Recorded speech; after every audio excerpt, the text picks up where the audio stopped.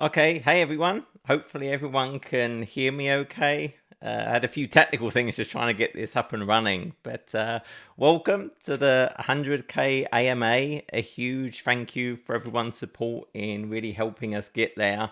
It's been a couple of years since focusing really on the YouTube channel, but it's super exciting. So thank you. So the goal of this AMA, this is maybe the fifth or sixth one I've done around these.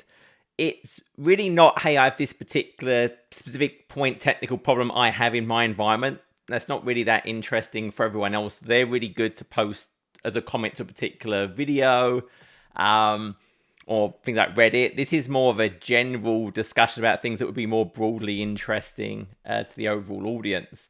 And really just the goal of this is I'll look at the chat, and there's some other people submitted questions that they couldn't attend. So obviously you can watch the recording this later. So if there's not many kind of live questions, I can go and answer some of the other ones, and we can go for up to an hour. If we finish earlier, we finish earlier. So it's really whatever it is. So with that, yeah, I'm just really looking at the chat, and we can kind of go through any questions there are. So just sort of have a quick look at that. So one of them was how long the prep work for the videos takes. It varies by video. But the AZ900, the one I just did, I think that was nearly 4 hours long. The prep was probably... Well, I'd just done the AZ900 like deep course, so I'd done a lot of research and work for that. That was about 40 hours of work to create that full course. I'd say the study cram was probably about 8 hours prep, and then it obviously took me 4 hours to record it. Then there's some editing, and you have to go and find out all the bookmarks for it. It's probably another couple of hours of effort there. And yeah, there it was. So it was quite a while. So one of the other questions I've got was who are my inspirations? And I was going to talk about Arnold Schwarzenegger as a big someone I look up to in terms of their goals and what they've achieved. I was talking about those 5 rules. Have a vision, never think small, ignore the naysayers, work your butt off, give something back, which is really what this channel is about. But I listen to many other things. There's lots of people like David Goggins, Jocko Willink, just anyone who talks about motivation and discipline. I'll tend to kind of watch those, and I'll try and pick up something interesting from them. How can we gain practical exposure on becoming an Azure CSA? I mean, honestly, I think that's difficult to do. I mean, if you're not in a job around Azure, I think one way to learn is to pick a project. So pick a project and think about some goal you want to achieve. If there's a certain industry you want to get into, what would be some type of service that you would want to create in that service? And then think about, well, how would I architect that? What components would be used as part of that? And so that's one way to start getting real world. I think you have to get hands on the keyboard. I think you can read things, you can watch videos, and you might get a knowledge about what it's capable of, what makes it tick. But to actually get that real experience, I think you have to have some project. Like I will make projects up just so I can go and learn something. So I'll think about, well, hey, what would you typically want to do with this? And then I'll try and do it. And it won't work. But when things don't work, you tend to actually learn the most. So I think that's a key point. So find some way you can get a project, you can find something. So I think that's part of it. I mean, most likely you won't land a job initially, maybe as a CSA. There's probably steps you'll go. Maybe you're a specialist on a particular area, maybe helping answer help desk questions or something around that. And it's something you build up, you get experience about it. And I think that's generally how it is. I don't think many people just start a job as a cloud solution architect. I think you'll gain background and experience, and communication is a huge part of it. So you can have all the technical skill in the world, but if you don't have the communication skills to actually understand what the customer's trying to achieve, be able to get out of them, well, what are the key requirements, both business and technical, and then be able to formulate, well, how do I meet that? Well, technical knowledge is useless. So it's having that communication, and some of that just comes from experience. I think that's a key part of that. How do you become an Azure MVP? I mean, the MVP program is all about, I think, helping the community. So I think it's, hey, you do something that helps others. So some people blog, some people create videos, some people run communities. I don't think there's one way of doing it, but I think it's just about helping other people. That's what the MVP program, no matter which technology, is really all about. Any planned updates to the recording space? You know, I've just changed a bunch of stuff. Like I changed the microphone because some people moaned about audio a few times. So I changed how I record the audio. It now goes straight into the computer via a different box, an Elgato box. So I changed that recently. I did add another monitor recently, but I've got it pretty tuned now. It works and it does what I want. I want one of those Elgato pedal things where instead of having to use the Stream Deck buttons, you have these 3 pedals you can push that can do little actions. So I really want those, but they're sold out right now. But that will be the only thing I really have planned to add to my environment is one of those Elgato pedal things. They look really, really cool. What do I recommend after the 104 certification? So I really think it just varies what your interest is. So you've done the 104, which is now the Azure Administrator. Now, obviously, a very logical one would be the Azure Architect, because the Azure Administrator is now one of the 2 requirements to get Azure Architect. So if I have the Administrator cert, if I take 305, I now get the Architect cert.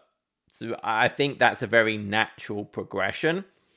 But it might be, hey, I'm not that broad at this time. Maybe something like security, maybe something like the networking. Maybe you want to go and do something in the dev space or the virtual desktop. I mean, there's lots of specific ones. So it really, I think, depends on what you're trying to achieve. But obviously 104 is now a step to get in the Azure Architect cert. So that may be very natural for a lot of people. Do I use social media? Not really. I don't like it, which is going to maybe sound funny. So obviously I use Twitter and LinkedIn in a publish mode. So people ask me to, hey, can you tweet when you create a video or post? But I don't follow anyone on Twitter. I don't use Twitter for that mechanism. I don't really use LinkedIn as a connection mechanism. I just have it in that content creator mode so I can just let people know about things. I have 9 friends on Facebook, and that's basically family. So no, I don't really use social media. I think it's very fake. Everyone puts forward a persona, and then other people think it's real and maybe try and match that or feel bad when they don't. Social media, I think, for the most part, is a vanity exercise, and it's not real. So no, I don't use social media. How do you choose between Azure App Service and ACI? I mean, they're doing fairly different things. I mean, ACI, Azure Container Instances, are great if I have maybe 1 or 2 little containers I want to run, and maybe there's some correlation between them. Whereas App Service is a much richer platform as a service where I can deploy very rich services with lots of different capabilities. So they're doing very different things. It's probably not a typical thing I'm choosing between. More commonly is like, do I use App Service or Azure Kubernetes Service to run containers? And then it comes down to, well, what are the features I'm using? How am I doing those deployments? What features do I expect from my orchestration platform? And then that might drive that. What equipment and software do you use to make your videos? So I have a separate video where I go through my setup.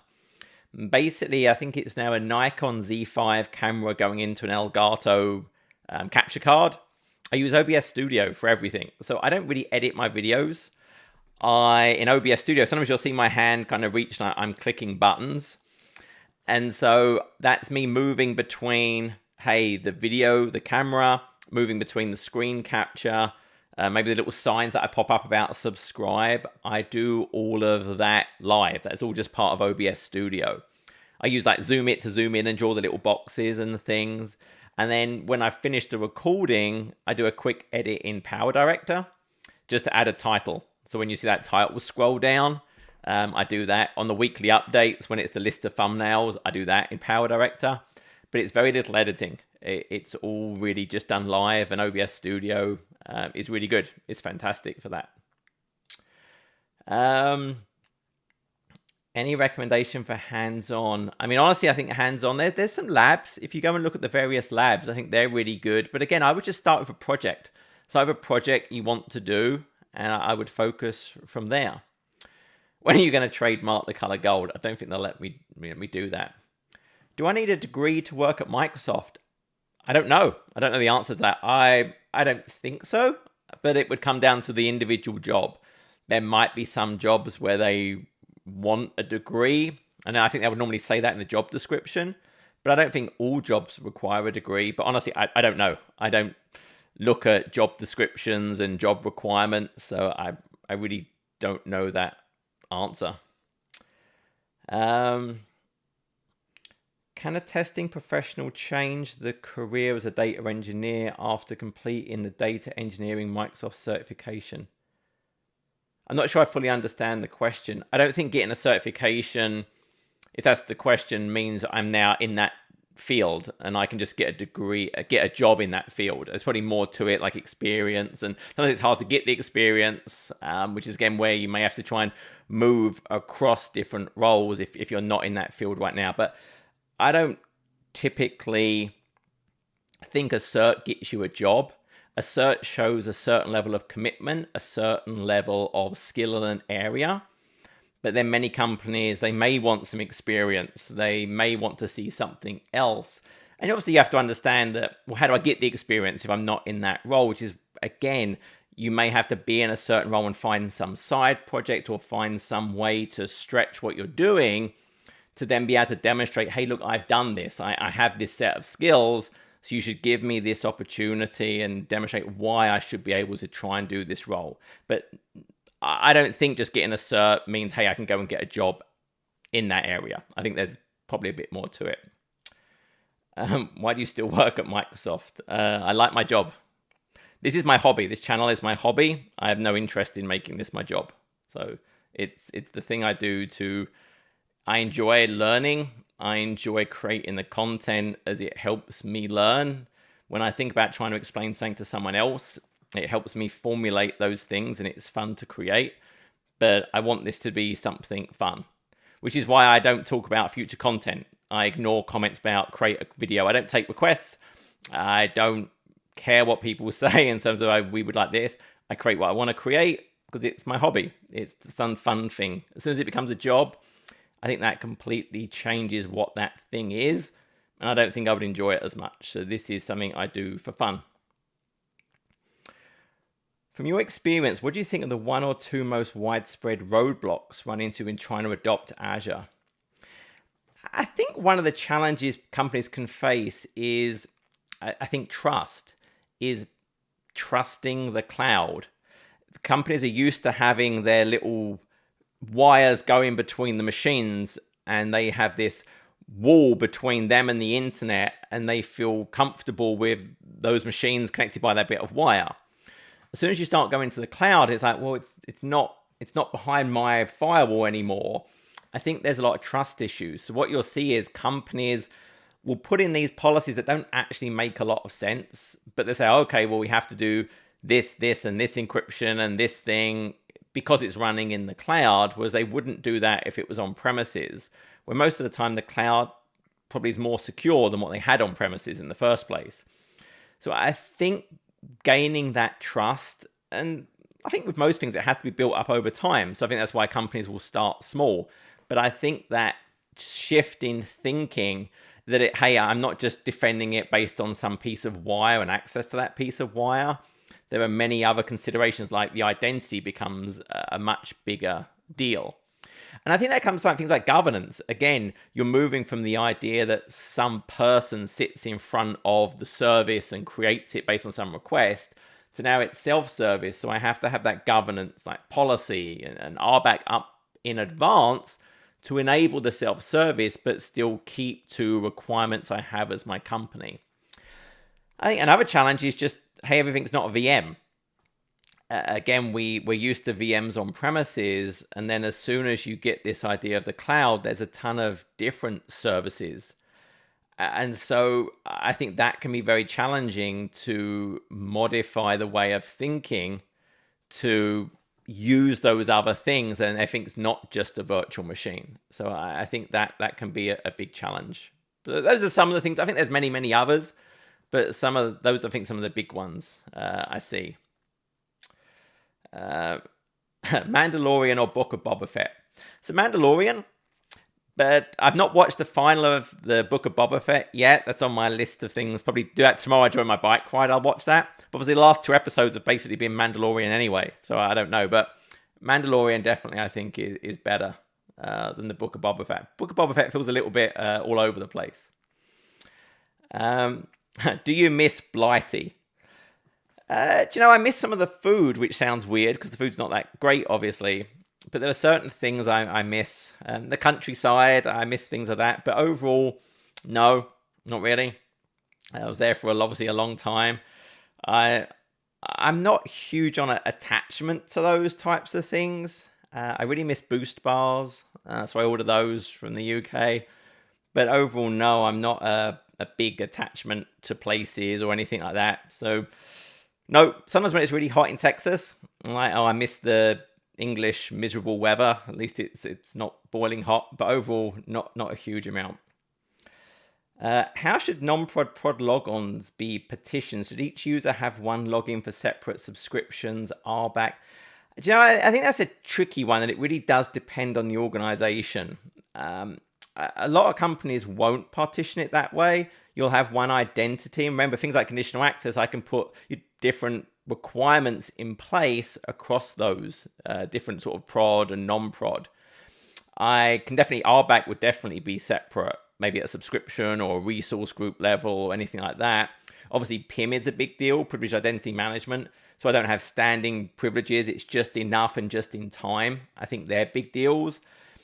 If it's a very sort of sensitive type of environment, sometimes I might have a different Azure AD tenant because I want to be able to test Azure AD functionality that I don't want to light up in my production environment, so it would cause some potential issue. But for the most part, the more accounts a user has, the more challenging that can be. So I don't see that a huge amount. That's not to say no, but I think most of the time, no, you wouldn't have a completely separate set of accounts. Do you watch series movies, or do you think they're a waste of time? No, I enjoy movies. No, I like TV. I just binged watched The Reacher on Prime. So my wife and I actually, Saturday, we watched the entire Reacher. It was like 8 episodes, about 6-7 hours of television. So literally Saturday, I finished training in the morning, and then we just watched TV. That's not a normal thing, but no, I love movies. When I do my training in the morning, especially on a Saturday when I'm doing a very long ride, I'll sit and watch movies on my bike. So no, I love movies. When I was a kid, I would watch during the summer holidays. I would watch movie after movie. I enjoy TV. I enjoy movies. That whole waste of time, it might be a waste of time, but sometimes I think you need a waste of time. There's a certain, again, those buckets of time. And I try and be very efficient with my time, and I try and get the most value out of my time. But you need to detach and just relax and enjoy. I think yourself at a certain point. Everyone Loves Raymond. Sometimes I'll just go and watch an episode of Everyone Loves Raymond or Parks and Rec or The Office, just for something kind of mind-numbing, just something funny and happy.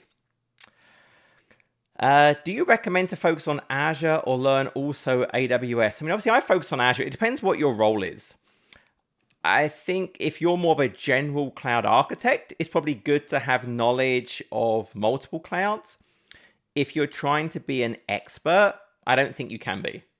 I think it's difficult enough trying to be an expert in one cloud. If someone says they're an expert in Azure and AWS and Google, I think they're lying. I don't think you can be. You can understand at a high level multiple clouds, but even trying to be an expert in one cloud, be it Azure or AWS or Google, across everything is super difficult because there's so many different aspects to it. So it depends what you want to be. If you want to be a specialist, now obviously realize if you're a specialist, there's a finite number of customers that are using that cloud, but people want specialists, people want experts. I think it's good to have a basic understanding of the others though. So I have a basic knowledge of AWS and a basic knowledge of Google, just so I can understand if a customer I'm talking to maybe used another cloud, I can understand in terminology of maybe something they're doing currently. And so I can maybe be a bit quicker with thinking about how that would map to something else that's happening. So that's really how I think about it. But it depends what you want to be. If you just want to be a general cloud architect and talk fairly high level, then sure, I think having knowledge across all of them. If I want to be someone, hey, I want to be an expert in whatever it is, then I think it's just a deep knowledge of one, and then you'll have a basic knowledge of the others, just so you can kind of make sense. How free is Azure free? How does the free credit work? I mean, honestly, you just need to look at the website. I don't think it makes sense to go through that here. I mean, if you look at the website, you get a certain amount, a bucket of money that you can use on really anything. Then there are certain services that are free, I think, for 12 months. And there are some that you get a certain bucket that are always free. And that's called out pretty clearly in the website. So as long as you kind of read that and pay attention and turn things off when you're not using them and stay within those buckets, then free is free. But if you go outside of that, obviously, yeah, you can start spending money. Do you have experience working with Azure Virtual Desktop? I've played with Azure Virtual Desktop and like Windows 365. Joe, I've not bought a new graphic novel for a while. So if you look at my graphic novels, most of them are pretty old. I do not read the comics as much as I used to. I still go back and read my older ones, but I've not really bought into new graphic novels for a while. I still love things like V for Vendetta and Watchmen and Dark Knight Returns, and obviously I have a whole set of different things. Irredeemable was really good, but yeah, I've not actually bought a new graphic novel in a really long time. Maybe I should get back into that. It doesn't. I'm getting old. They just don't seem as good anymore. In my day, the stories were better than they are in this day. So I think I'm just stuck there. But maybe someone can recommend a really good one. I'll try and get into it again. It seems to have so much energy. What's your trick? No, if you saw me after 5 p.m., I'm just tired and I want to go to sleep. I mean, obviously I get up early. So I'm a morning person, very much a morning person.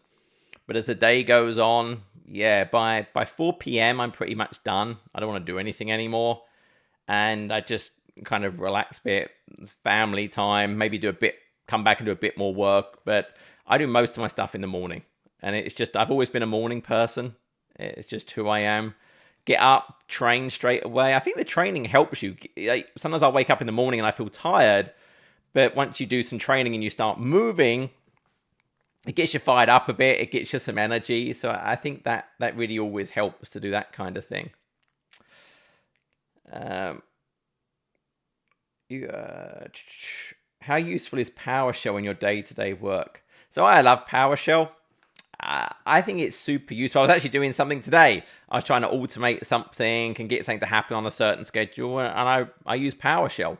Now that's just because I like PowerShell.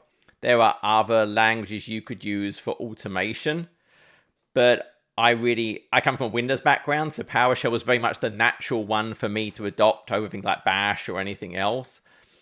But I like it. I like the object-oriented nature of it. So I don't know. And actually last week I wrote something to automate the creation of a newsletter type thing I was playing around with. I probably do something every week in PowerShell. If it goes too long, I start to forget things. And so it's important that I keep doing it. Now, obviously, my role is an architect. So in my role as an architect, PowerShell is not saying I don't tend to deploy things. I architect solutions. So in terms of my normal day-to-day architect job, probably PowerShell not that much. But there's always side things I'm doing, and I use PowerShell a lot for that.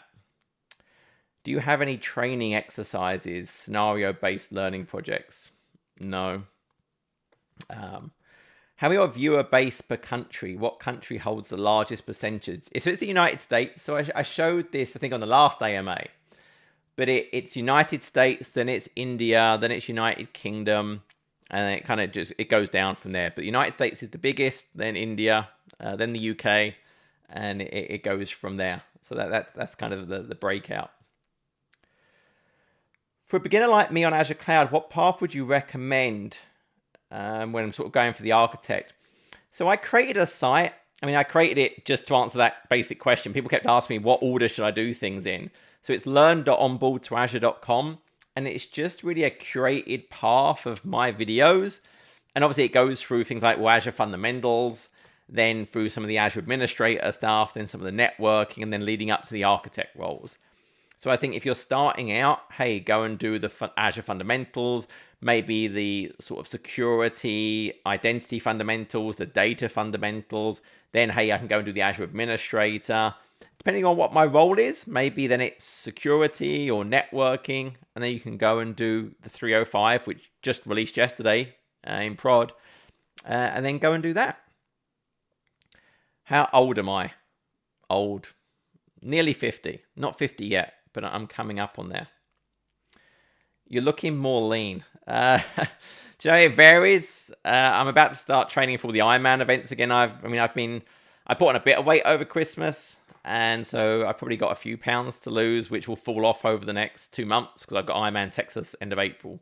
So I will lean up a bit more coming up to end of April. It just varies. It varies by the time. Where do I see the industry going over the next 5 years? Do you see it moving towards containers? Do you know, yes, I think you'll see more legacy workloads that are VMs today embracing containers more. But I think also there's a shift more and more to serverless, if that can apply. I think there's going to be a shift to, well, is there some other service that does what I want? So I'm not reinventing the wheel. Be it machine learning, some other type of service that's out there. Maybe it's a SaaS service that does what I need. I mean, companies fundamentally care about getting value to their customers. They want to invest their time on something that differentiates them from someone else. Differentiation doesn't really come to how am I managing this operating system or how am I doing this deployment manifest. So they want to be able to focus on the application. And so whatever is going to be best for the customer to write that differentiating piece of software, sure, it could be containers. It maybe is serverless because, hey, I'm trying to optimize my spend as well. Maybe there's new services that come out there. I mean, I do think the whole machine learning is going to become a bigger and bigger deal. Seeing trends, optimizing the costs. So I think that's where things are heading. But yeah, I mean, that's what I think. I think that's logical. I think you're seeing more in containers. If you look at what Microsoft are spending a lot of effort on, they're spending a lot on containers. Now we have the Azure Container App, so I don't even have to worry about Kubernetes. It abstracts that for me. And it has things like the Dapper built in and Cada built in and the Envoy sidecars built in. And now I can literally in 2 commands deploy out this orchestrated container-based application. So even the nuances of Kubernetes is now abstracted away from me. So it gets easier and easier to just focus on the app and get that thing deployed. So I think you're right. I mean, I think containers is going to be a big thing. Any difference in making YouTube versus Pluralsight content? Yeah, I mean, obviously they're very different formats. I don't really do much on Pluralsight anymore. I think they've brought most of it in-house. So I'm not really doing anything on there. I'm just really focusing on my YouTube stuff. Again, it's my hobby. I enjoy creating it. So I focus on that now. But yes, it's very different because the Pluralsight was all PowerPoint based and just voice, whereas obviously my YouTube channel is 99% me standing in front of a whiteboard. So super different things. Do you think infrastructure is becoming irrelevant? Well, again, it comes back to the point that was just made. I mean, as you start to move more and more to PaaS, there are aspects of the infrastructure that you don't care about. The responsibility shifts. When I use PaaS, the responsibility of the OS shifts away from me. It's not my problem anymore. But I'm probably still thinking about network. How am I exposing the service? How is that private connectivity between my service and some other service working? How am I connecting between my on-premises and that other service? How am I geo-balancing those services? What does latency mean to that connection? How do I get the maximum throughput through those services? What data service am I using? And how do I orchestrate? How do I fail over? How do I do HA? So I think elements of it shift. But I don't think it's irrelevant. I think when you move to a SaaS service, sure, it becomes irrelevant. But I think the PaaS, no. I think just responsibilities shift over. People say a cloud is expensive than having a cluster host on premises. What do you think about that? I don't think that's right. I think a lot of times people are not thinking about the total cost. If you just looked at the cost of buying a server and then you compared it to running a service in Azure, sure, it might look a little bit like, oh, the Azure is more expensive over a year or 2 years than this box I bought. But if you then add in that box, well, it has electricity that costs money.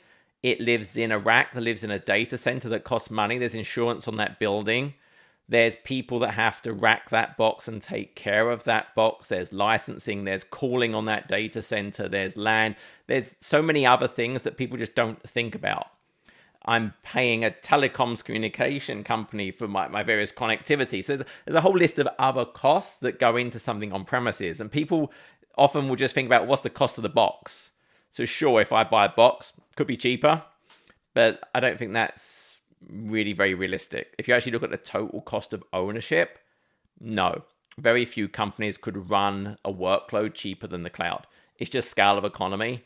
And yeah, it doesn't work that way. So if you look at the proper cost of ownership, no, I don't think running on premises is going to be cheaper.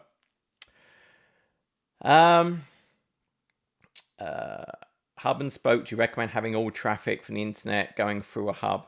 It depends. I mean, honestly, there's not a right answer to that. It depends on what services you have, what latency requirements you have. I mean, if it is directly just customer facing, I don't know if pushing it through the hub makes sense, unless there's some service you want to inspect and use that traffic. But I wouldn't just push it through a hub for the sake of it. What is the best resource to be a good architect? I don't know. I don't think there's any such thing as a best anything. I think everyone is different. I think people learn differently. I think people have different focuses. What's best for one person is not best for someone else. So I don't believe there's a best anything. I think what works for you, and you do your research and you try different things out and you find something.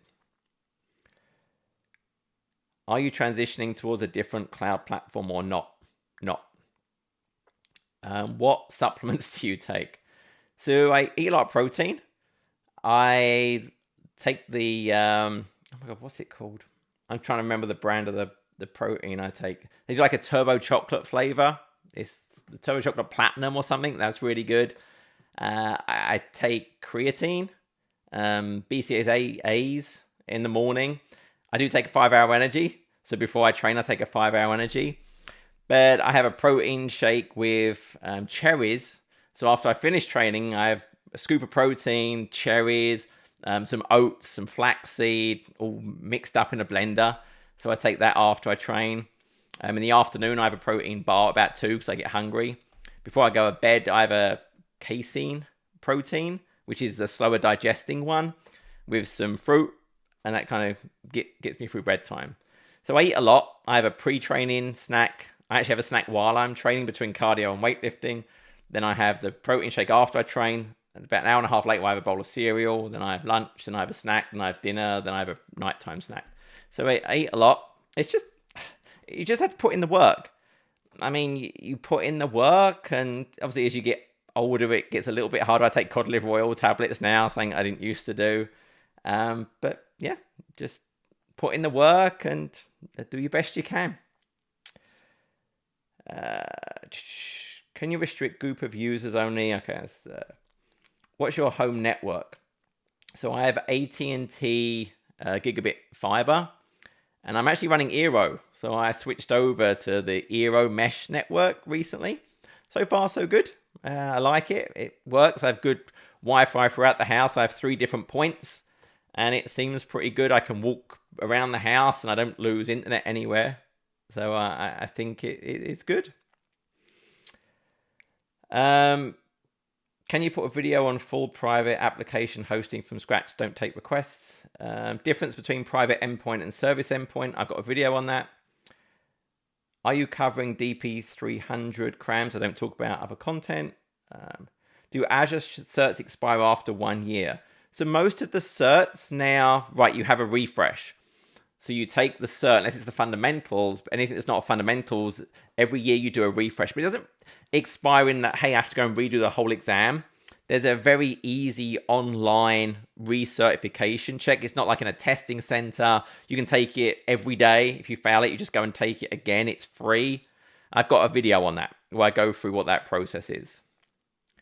So yes, you have to refresh, you have to renew it, but it's not like I have to go and restudy and redo the whole exam. It's a very easy online, hey, do this quiz.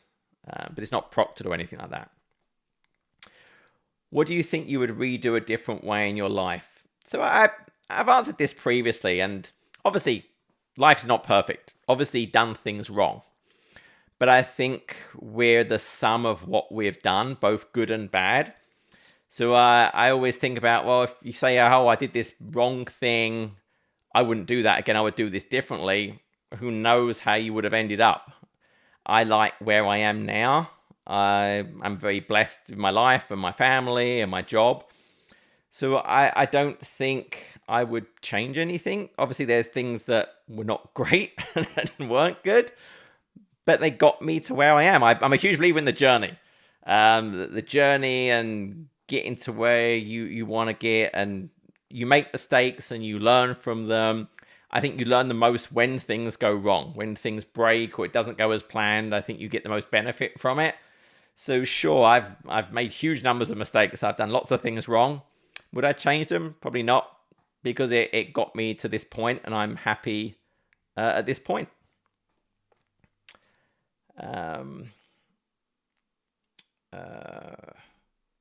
Yeah, it's a whey protein I take in the morning, but I'm trying to remember what the brand of it is. I don't know if anyone cares that much. I'll try and look while I'm doing this. I'll go and look at my orders.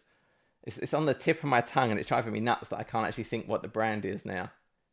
Optimum Nutrition. That's it. Optimum Nutrition Platinum Hydro Whey Protein Powder. Turbo Chocolate. So that's the one I enjoy in the morning. And at night, I have the casein vanilla. So that's what I enjoy doing. Can we survive with only DevOps? Like if we get multi-cloud expertise, learn pipelines, good at Terraform. I mean, I think there are people that might focus on, but remember, DevOps it's a process. There's tooling with it. Is my job just DevOps? There's probably very few roles that are just DevOps. DevOps is part of what you do at an organization. It's part of the methodology. It's the way of thinking. Yes, there's tooling involved as well, but it's unlikely your job is just DevOps. There's probably some element that you use it of that, but I don't think that's a whole job. There's my dog's going off, but I don't think that's the whole job. I think there's probably some other element to that. Do you receive a presentation or communication course? No. Do you plan on continuing with Terraform? I mean, I use Terraform occasionally for things. I'm not really sure anymore beyond that. Is there any resource from Microsoft to learn and practice Azure? So they have the learning paths that goes through all the different, hey, do these tests, try these things out. They have the free online learning days, so they give like free training as well. But I think generally, yes, that free trial subscription is the right thing. There's also like a 3 MSDN tenant, so you can get like Azure AD and some Office services as well. I think those are the key things to help go and learn. Can I renew my AZ104 with AZ500?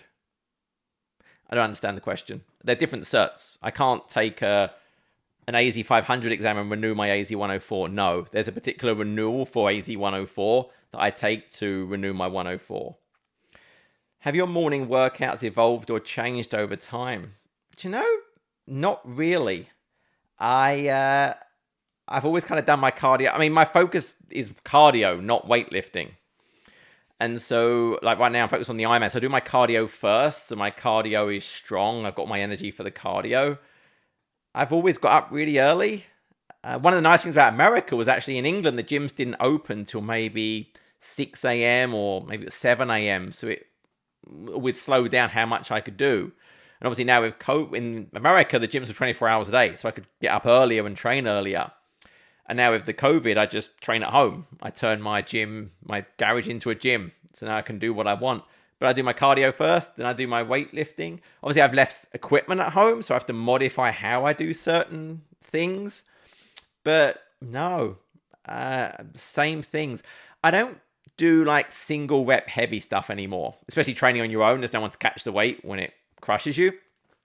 But I've hurt my shoulder, so I don't tend to try and do 1 or 2 rep anythings. I might sometimes do 5 or 6 rep things, but that's probably the biggest change. I used to go for just a heavy rep. I don't do that anymore. Would you like to travel? I'm not big on travel, honestly. I like my home. I like my route. I've talked about, I'm an introvert. I like my routine. I don't like changing my routine. I don't like changing my meals. I'm a creature of complete habit. I want to get up, go and train, come to my office, do my job, create videos. That's what I like to do. I always find traveling an inconvenience. I don't really enjoy it. I have to find somewhere to train. I have to find somewhere I can find food. I have the diet of a 5-year-old. I eat about 5 different foods and that's it. So I'm a complete baby when it comes to that. And so I don't really enjoy traveling. I travel for the Ironman events. And that's something, obviously, that you're very built up into about to do that event. So I travel for that. But outside of that, I try and avoid travel if I can.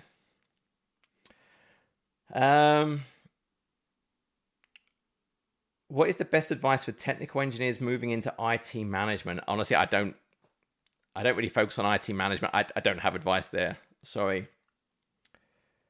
What type of office chair do you use? So I've got the Secret Lab, and it's the Batman. It's the Batman Secret Lab chair. So now I can pretend I'm Batman. They didn't have a Superman one. In black, so I went with the Batman chair.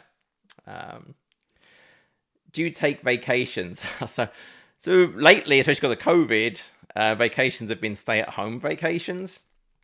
Obviously, my family wants to go places, so we do take vacations. A lot of the times in recent years, our vacations have combined with an Ironman. So, hey, I'm doing an Ironman in Boulder, Colorado, so the whole family comes. I did one in Canada. So the whole family came to that one.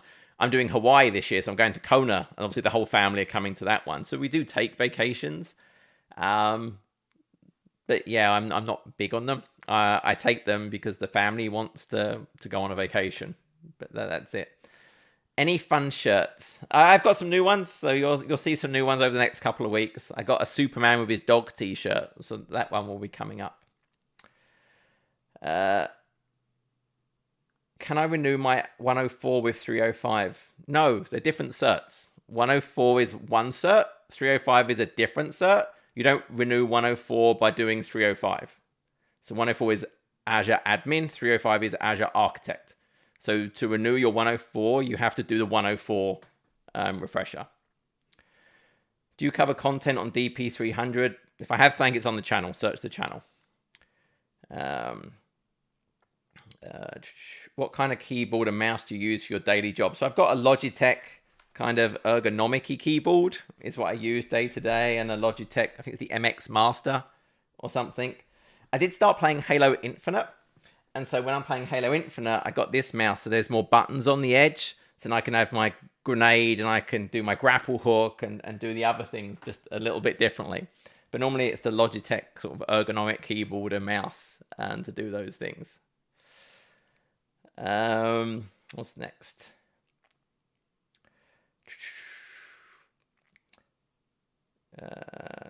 Do you plan to do a video about Azure career path? You know, I don't feel I'm qualified, and that's going to sound weird. And you see me avoiding most questions about careers because I've taken a certain path to get to where I am, but it was a really long path. I don't know if it's the best path. I don't know if it's applicable to many people. I've been in the industry now, wow, nearly 30 years. And so I started off as a VAX VMS systems administrator, getting printouts from basements and changing backup tapes. Then I became a developer on Macro 32 assembler. And then I designed a middleware system on Sun Solaris using Oracle. Windows was my hobby. And then I started to deal with Windows as a job. So it's just gone through this whole weird zigzag line. But along the way, I got a lot of experience in lots of different things. And I think that experience helps get to where I am now, which is an architect. And I understand all the different nuances of things like the networking and storage and performance and types of service and all the different aspects that might come with that. But in terms of someone starting off fresh, I don't feel honestly qualified on what the right path would be for that. I don't want to give people bad advice. So that's why maybe I'm a little bit cagey. I just don't know. I don't think about that. I don't mentor people in that way about their careers. So I've given it zero thought. I've got to where I am based on that path that I did. That's probably not the right path for most people. So it's hard for me to really think about this is how you should think about your Azure career, because I just don't know. Do you like Terraform? Yeah, I mean, I think it's a great technology. I think it has particular use cases where it makes sense. I don't think you should always use it. If I'm just in Azure, I wouldn't jump to Terraform. I'd rather use something like Bicep.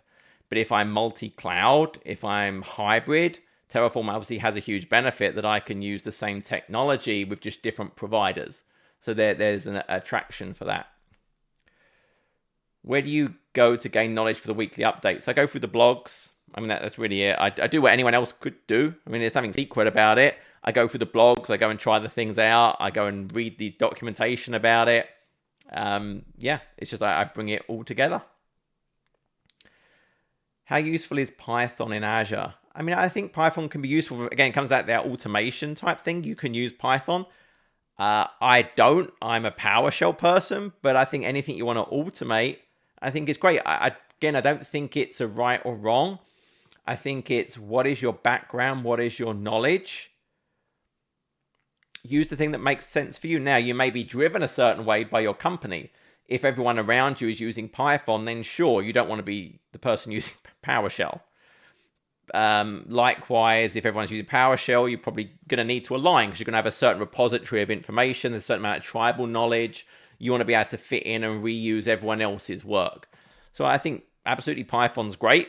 It has a place. Me personally, I don't use it. I use PowerShell.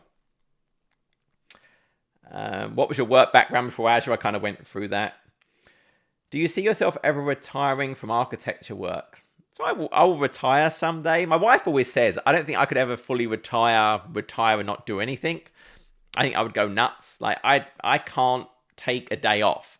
When I take a day off, and it's terrible, it's not advising, I'm still working. I'm still doing something. Like over New Year's holiday, I spent the entire time creating that AZ 900 8-hour course. So even though I had a week and a half off, I worked the entire time creating that course. If I'm not doing a video, I'm tinkering with something. One day I will retire from probably computers. And so I have no talent whatsoever in it, but I would love to learn to bake bread and make pizza. I don't know why, but my goal when I retire is I want to learn to bake different types of bread and make a really good pizza. I think that's my main goal for retirement. Very simple goals, but that's what I want to do. My wife and I have this, you have your forever home idea. We would like to go and get a ranch somewhere on some land, and she would like to look after horses that are in their maybe end of their lives so they can enjoy their lives a bit at the end. So take care of some horses and learn to make bread and pizza.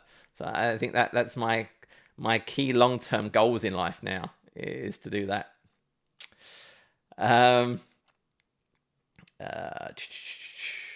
So I'm just going through.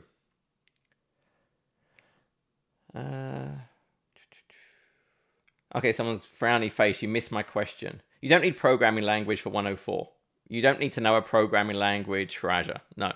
If you're more of an administrator, you don't need to know how to program a language like C# or Java. I think it's good to understand a scripting language, be it Bash or PowerShell or something. I think from an automation perspective, you should have some ability to create a logical structure that can perform certain tasks. But in terms of like regular programming languages, no, you don't need that. I'm from London. So that's where South London. That's why I don't have the good accent. I have the South London, not the Queen, not the Hugh Grant one. I have that one. How many storage blobs have I got to lift to get ripped like me? Too many. Too many storage blobs. When are you going to cover SC200? As I've said, I think 10 times now, I don't discuss future content or take requests. Saying about ephemeral data disks at rest. Generally, data disks are not going to be ephemeral. Remember, the whole point of ephemeral is it's not long-lived. So a data disk that's ephemeral would not be generally super useful. Sometimes you'll have things like the L series when it's an NVMe disk where, hey, I just want something super fast that I can use and I understand it's not long-lived. Maybe I'm replicating it to something else. There's a temp drive that's ephemeral. The OS disk can be ephemeral because, again, there's no state.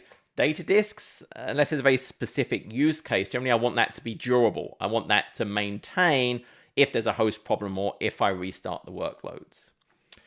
Do you use Azure DevOps for personal projects? So I track my videos now. It was when I was doing the DevOps masterclass, I created a Kanban board for my videos. I used to have a OneNote list. Well, now I actually have a Kanban board. So I put in the to-do videos I want to do, and I move them through the Kanban board as I'm actually doing that. Do you use Microsoft To Do? I do. So I have a to-do list of the things I want to get done during the day. And at the start of every day, there might be things I'm carrying over from yesterday. I'll go and look at the things that are outstanding.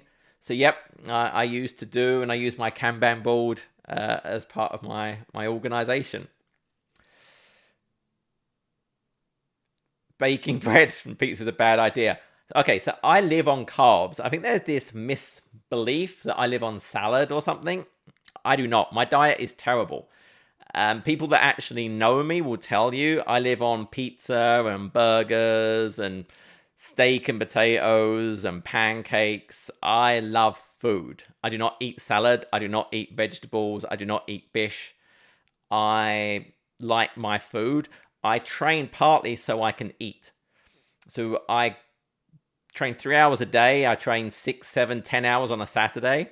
A lot of that is so I burn the calories so I can eat whatever food I like. So I do not eat healthy. I have pizza 2-3 times a week. So I love pizza. And bread. I love bread. How am I so jacked? 3 hours training every day. That'll do it. A Fulham fan? No. Are you planning for AZ305? I've already taken 305. How can I get a No Place Like 127 t-shirt? So it's on my channel. So I've got, if you look at the description of my videos, I've got a charity t-shirt channel. So every bit of money, the profit goes to cure childhood cancer. So when I create some of those t-shirts, it's up there and all the money goes to there. Are you more of a GitHub or Azure DevOps person? So GitHub, honestly, these days now, GitHub is lacking some of the management functionality, like the Kanban boards and the swim lanes. It's going to get there. But from a repository perspective, it's much richer. Like the security features you have. I like the GitHub Actions. So obviously Azure DevOps has the pipelines, but that's really around CI, CD only. Whereas the GitHub Actions, I can trigger from almost anything. Hey, someone's joined this repo, someone's posted this thing. So it's actually really, really flexible. I like the environments now. With the GitHub, they've added that, so then you can actually have some checks as part of those steps. So as soon as GitHub has all the Kanban features, I will move from Azure DevOps to a GitHub project. So I think on that. My wife got me a V for Vendetta based on your answer. Thanks. So yeah, I love V for Vendetta, but no, I need to find some new things to watch, but I've not started anything new. How long ago did you start the gym? So I've always trained. So from the age of 7, I did martial arts. I did karate, Shotokan and Wadaru. Then we did Aikido, Judo, Thai boxing, Kempo Jiu-Jitsu, Taekwondo. When I came to the States, I did Krav Maga, and I taught Krav Maga for 10 years. And I did Gracie Jiu-Jitsu. And then I got into the Ironman event. So I've always trained. From the age of 7, I've done something. As soon as I started work at 18, I started going to the gym to do weightlifting. As I would ride my bike to work. It was a 13-mile, and I would ride my bike to work. I couldn't afford the train fare, was part of it. But I'd ride my bike. So I've always done training. And now no way you live on burgers and pizza. It's calories. There's nothing complicated about it. Your weight is calories in and calories out. That's all there is. So if your calories in matches your calories out, you don't put on weight. So I can eat 1,000-calorie pizza because every single morning I'm burning 1,400 calories, 1,500 calories in the gym. So there's nothing complicated about it. It's calories in, calories out. You get fat if you eat more calories than you burn. You lose weight if you burn more calories than you eat, which is why when I go through the Ironman training, I start to lose a whole bunch of weight because I cannot physically eat enough. So yeah, that's all there is to it.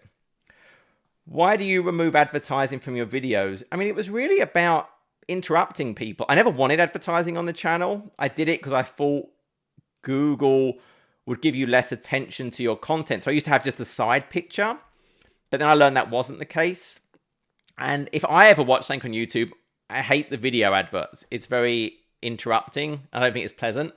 My focus on the channel is not money, it's my hobby. And I talk about those 5 rules. Rule 5 is give something back. This YouTube channel is my give something back. I don't do it to make money. And so I think advertising gets in the way of people using the content. And I don't think that's pleasant for people. So that's why I don't have any advertising.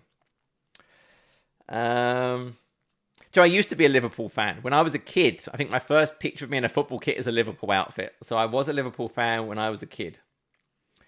It's funny, all these people keep typing about any plans for a certain course. I must have said 10 times, I don't discuss future content. I don't take requests. People don't listen. Have you been to the US? Yeah, I'm sitting here right now. I live in the US. I've been here like 18 years. Your British accent is amazing. Thank you. It's not a very good one.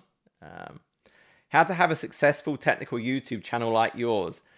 I think for anything, you just have to create something that helps people. Create the content, focus on the audience and what will help them.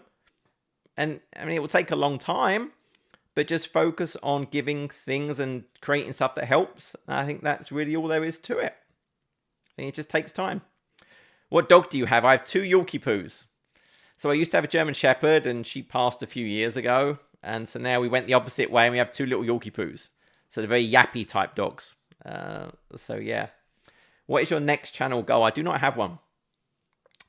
So I wanted to get to 100K because I wanted the silver button.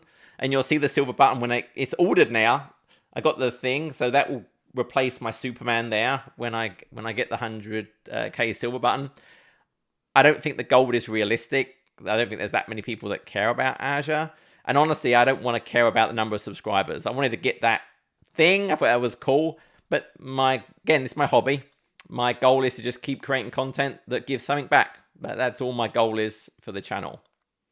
Why did you choose Azure and not AWS or Google? I've just always been a Microsoft person, honestly. My career trajectory was going to Windows and Windows NT and then Hyper-V, and it was just very natural. So Azure is just a very natural thing for me to use. Is Texas really in the US? Most of the time. Most of the time it is.